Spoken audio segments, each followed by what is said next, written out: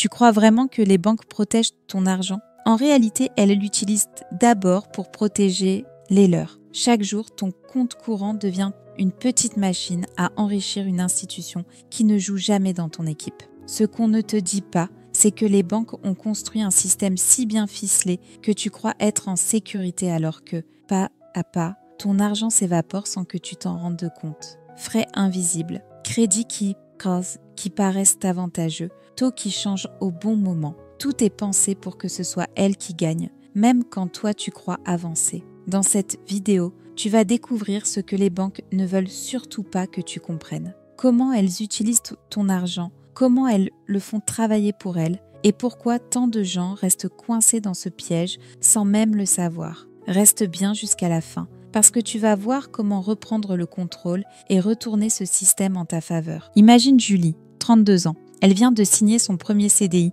un moment de fierté. Comme tout le monde, elle ouvre un compte bancaire classique, prend une carte, accepte l'assurance qui va avec. Elle se dit « c'est normal, tout le monde fait ça. Au moins, je suis tranquille ». Pendant des mois, elle ne regarde que d'un œil ses relevés. Quelques euros de frais par-ci, une assurance débitée automatiquement par là. Rien d'alarmant, jusqu'au jour où elle fait les comptes. En un an, plus de 300 € sont partis en frais qu'elle n'a jamais vraiment compris.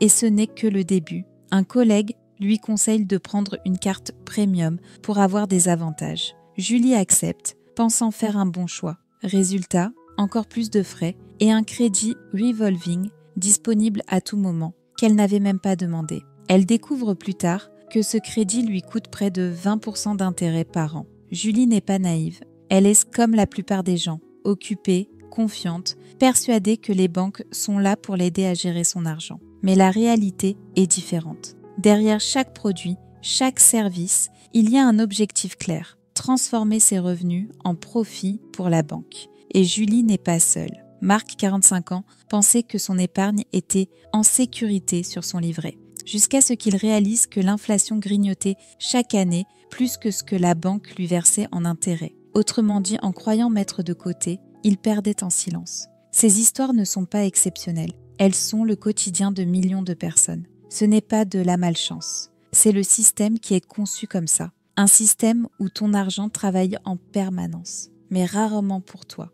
La première chose à comprendre, c'est que ton argent, une fois déposé sur ton compte, ne dort jamais.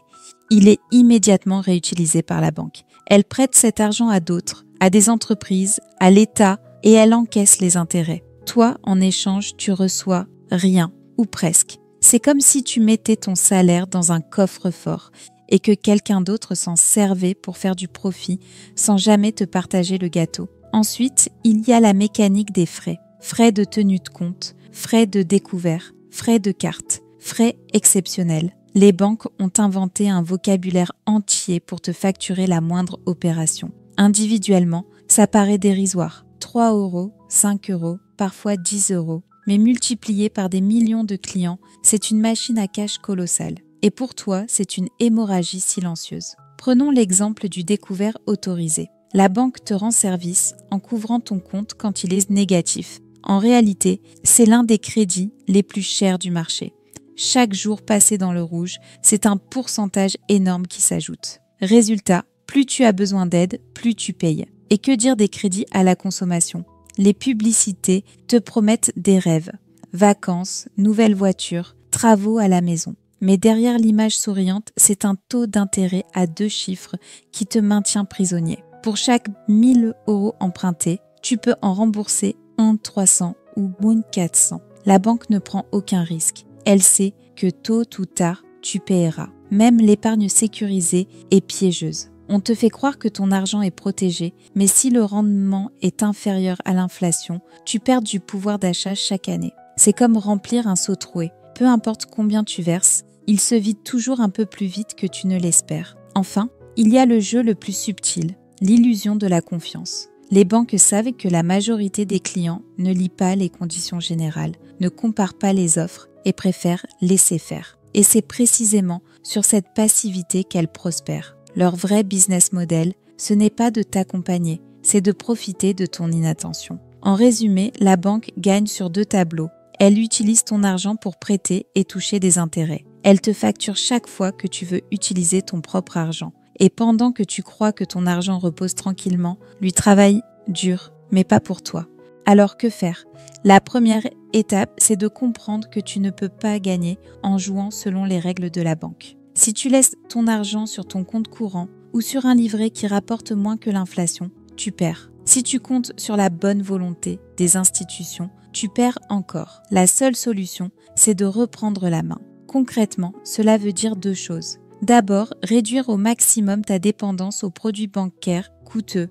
Évite les découverts, méfie-toi des crédits à la consommation et compare toujours les frais cachés. Chaque euro économisé sur ces pièges est un euro que tu récupères pour toi. Ensuite, fais travailler ton argent dans ton sens. L'automatisation est ton allié. Programme des virements automatiques vers un compte séparé, un plan d'investissement ou une assurance vie à faible frais. L'idée est simple, transformer ton argent en actif productif avant même qu'il n'ait le temps de disparaître dans les frais ou les dépenses. Tu n'as pas besoin de devenir expert en finance. Des solutions accessibles existent. Investir régulièrement dans des fonds indiciels, constituer un fonds d'urgence ou simplement apprendre à lire un relevé bancaire pour repérer les frais inutiles. Le plus important, c'est d'agir, même petit à petit, et surtout, change de perspective. Ta banque n'est pas ton allié. C'est une entreprise qui cherche du profit. Plus tôt tu l'acceptes, plus vite tu arrêtes de jouer son jeu.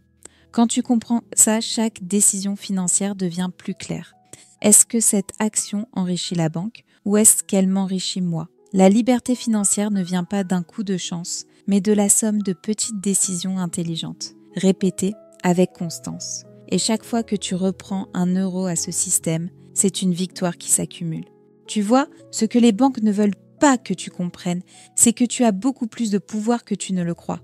Leur système repose sur une seule chose, ton ignorance. Tant que tu crois que ton argent est en sécurité chez elles continuent à l'utiliser pour leurs propres bénéfices. Mais une fois que tu ouvres les yeux, tout change. Chaque frais évité, chaque virement automatisé, chaque décision de placer ton argent ailleurs, c'est un pas de plus vers ta propre liberté. Et c'est exactement ce que ce système redoute, que tu arrêtes d'être un simple client passif et que tu deviennes acteur de ton avenir. Alors pose-toi la question, à qui ton argent travaille-t-il en ce moment? Pour la banque ou pour toi? Si cette vidéo t'a ouvert les yeux, partage-la avec quelqu'un qui doit aussi comprendre ça. Parce qu'un portefeuille éveillé, ça change tout.